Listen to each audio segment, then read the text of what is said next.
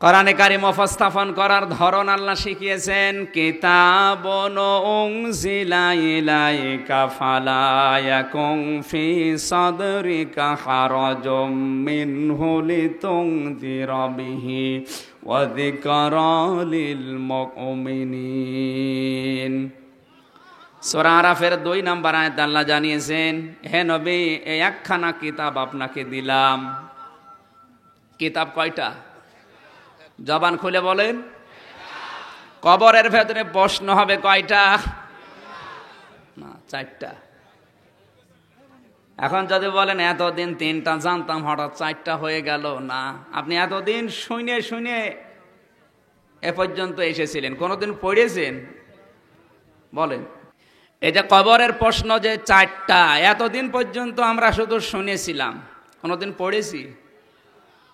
এখানে কেউ আছেন যে কবরের প্রশ্ন 4টা আপনি পড়েছেন? পড়েন 3টা। এবার 4টা কেন আমি হিসাব মিলিয়ে দিচ্ছি, একটু মিলান তো। প্রথমে জিজ্ঞাসা করবে, মার রব্বুকা ওমা দীনুকা ওয়া মান নাবিয়্যুকা। এই 3টা প্রশ্নের উত্তর যখন লোকটা সঠিকভাবে বলবে, রব্বি আল্লাহ, দীনুনাল ইসলাম, হাযা নাবিয়্যুনা মুহাম্মাদুর রাসূলুল্লাহ সাল্লাল্লাহু আলাইহি সাল্লাম, সঙ্গে সঙ্গে ফেরেশতা 4 নাম্বার প্রশ্ন করবে, আল্লাহর বান্দা, তুমি এটা পেলে কোথায়? আপনাকে বলা লাগবে, আমি কিতাবে পেয়েছি।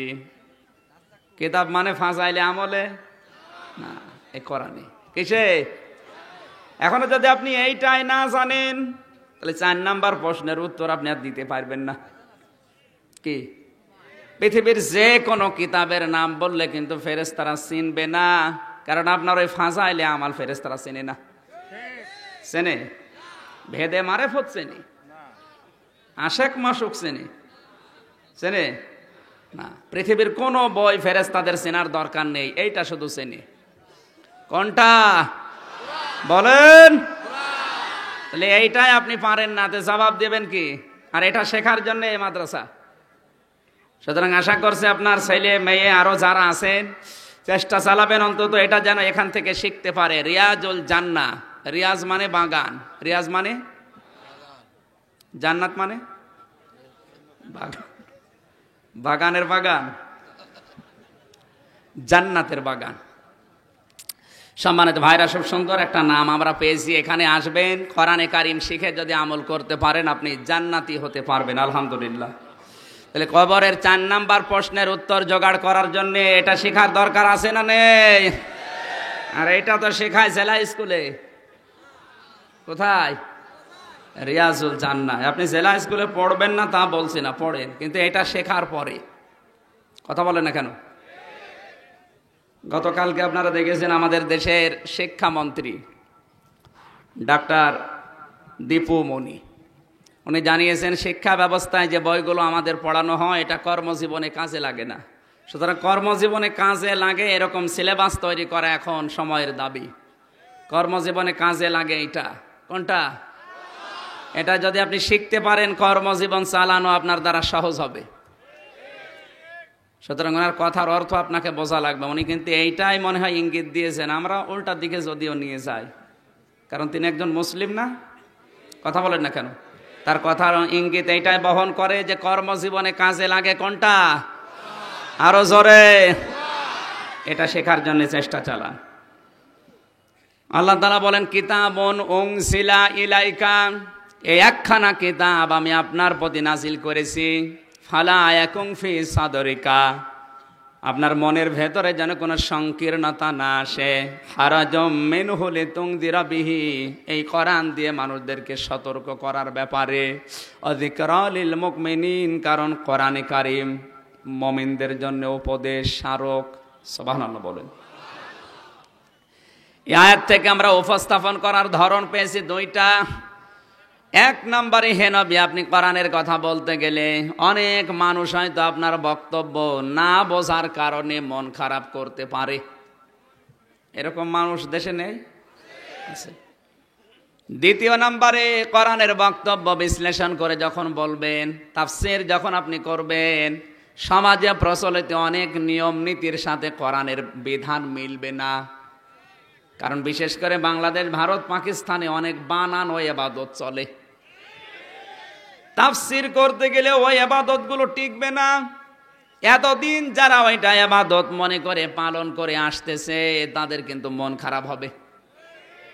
এমনকি তারা শত্রুতা করবে, এমনকি তারা ডিসি সাহেব, এসপি সাহেবের কাছে আপনার নামে কমপ্লেনও দিতে পারে। আপনারা গত পরশুদিন দেখেছেন সিলেটের জয়ন্তাপুর তাফসীর মাহফিল বন্ধ করার জন্য কিছু আলেম, নামধারী জালেম এসপি সাহেবের কাছে লিখিত দিয়েছে, যেটা বন্ধ করেন, নাই তো আমরা অনশন করে মরে যাব। এসপি সাহেব শেখ ফরিদউদ্দিন উনি স্ট্যাটাস দিয়েছে ফেসবুকে যে আপনি কি হুজুর? আপনি এত বড় বড় দাঁড়িয়ে নামের আগে মাওলানা, আপনি কিসের মাওলানা? তাফসীর মাহফিল বন্ধ করার জন্য আপনি অনশন করছেন, আমাদের কাছে দরখাস্ত দিচ্ছেন, আপনি মুসলমান না? বলছে না, যদি আপনি বন্ধ না করেন আমি এই যে এসপি অফিসের সামনে বসলাম, অনশন করে মরে গেলে আপনি দায়ী থাকবেন। কি বলবেন বলেন? অথচ আজ গতকালকে রাত্রে ভারত থেকে নিকৃষ্ট নেকেট নায়িকা, নর্তকী, শিল্পী নিশিতা বড়ুয়া, আল্লাহর ওলির নাম বলল না, এই মহিলাকে নিয়ে এসে অর্ধ অলঙ্গ করে ড্যান্স দিচ্ছে। এখানে বাধা দেওয়ার জন্য স্মারকলিপি না, কোনো দরখাস্ত না, কোনো আবেদন না।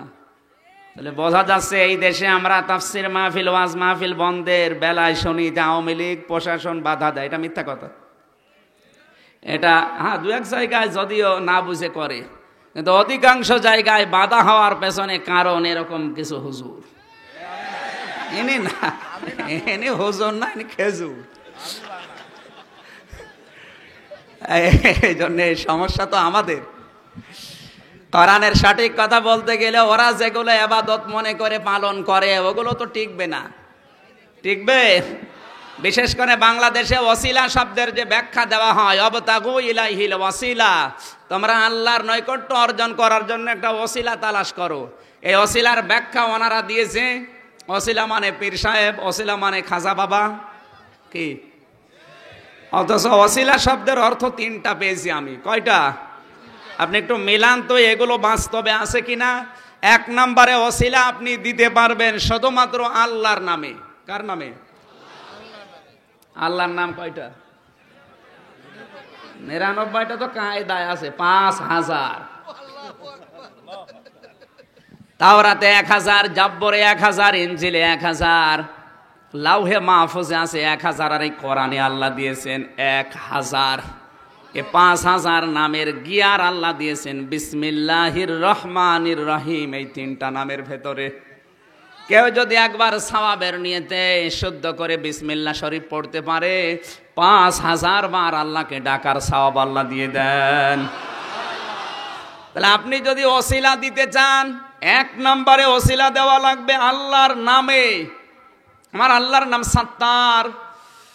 যদি ওসিলা দিয়ে দোয়া করেন, রব্বুল আলামিন আমি অনেক গুনাহ করেছি যেগুলো গোপন করা আছে, কিয়ামতের দিনও তোমার সাত্তার নামের ওসিলায় আমার গুনাহগুলো গোপন করে দিও। আল্লাহ তোমার নাম রাজ্জাক, দুনিয়ায় আমার অনেক কিছুর অভাব আছে, তুমি রিজকের অভাব তোমার রাজ্জাক নামের ওসিলায় দূর করে দিও। তোমার নাম গাফফার, এই গাফফার নামের ওসিলায় আমার গুনাহগুলো তুমি মাফ করে দিও। এরকম আল্লাহর নাম আছে 5000।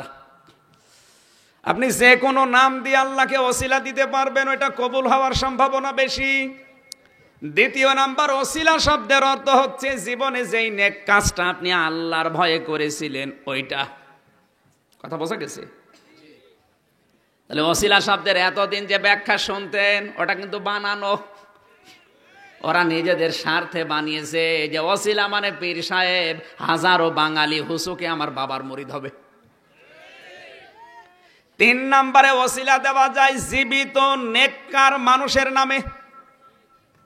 এইটা একটু জটিল। জীবিত নেককার মানুষদের নামে ওসিলা দেওয়া যায়। আজ অনেকে আব্দুল কাদের জেলানির নামে ওসিলা দিয়ে দোয়া করে। আব্দুল কাদের জেলানি বেঁচে আছে। খাজা মঈনুদ্দিন চিশতির নামে দোয়া করে না, সে বেঁচে আছে। আপনি দোয়া করতে পারেন, ওসিলা দিতে পারেন যারা জীবিত নেককার তাদের নামে। হযরত ওমর ফারুক আযম রাদিয়াল্লাহু তাআলা আনহু, তিরমিজি শরীফের হাদিস এটা, তিনি নবীজির চাচা হযরত আব্বাসের হাত ধরে নিয়ে গেলেন উহুদ পাহাড়ের পাদদেশে। 2 রাকাত নামাজ আদায় করে বলেন, রব্বুল আলামিন, মদিনায় অনেক দিন বৃষ্টি বন্ধ হয়ে গেছে, এতদিন তোমার নবী জীবিত ছিল, আমরা তার নামে ওসিলা দিয়ে দোয়া করতাম। এখন নবীজি নেই, নবীর চাচা আছে, নেককার মানুষ, তার ওসিলা দিয়ে দোয়া করছে, আল্লাহ তুমি আমাদের দোয়া কবুল করে বৃষ্টি দাও। আপনি হাদিস শোনার পরে কি মনে করছেন বলেন তো? হয়তো আপনার এই ধারণা যে নবীজির নামেও তাহলে ওসিলা দেওয়া যাবে না। হযরতে আদম তাহলে নবীজির নামে ওসিলা দিলেন কেন?